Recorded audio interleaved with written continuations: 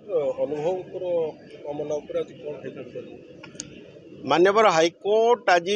सांसद तथा बीजेपी नेता अनुभव महांती विरुद्ध रे जो एनबीडब्ल्यू जारी करथिले निम्न अदालत ता उपरे रोक लगैचंती स्थगितादेश जारी करचंती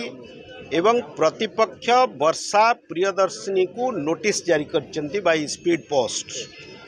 मामलार परवर्ती शुणाणी जुलाई 8 तारीख को धार्य करा जायछि। इतिमध्यरे मान्यवर हाईकोर्ट स्पष्ट करिसंती जे जो non bailable warrant of arrest निम्न अदालत बा जेएमएफसी एमपी एमएलए कोर्ट जारी करथिले गत 13 तारीख रे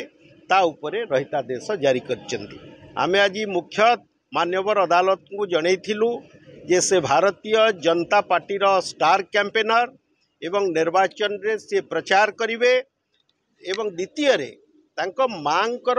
अत्यंत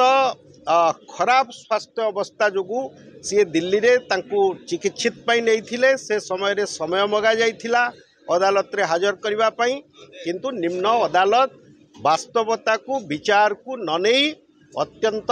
बेनियम भावे एक एनबीडब्ल्यू जारी करथिले, जहा उपरे आज मान्यवर हाईकोर्ट रोक लगैचंती एवं अनुभव को एटा होची एक बड़ आश्वस्ति।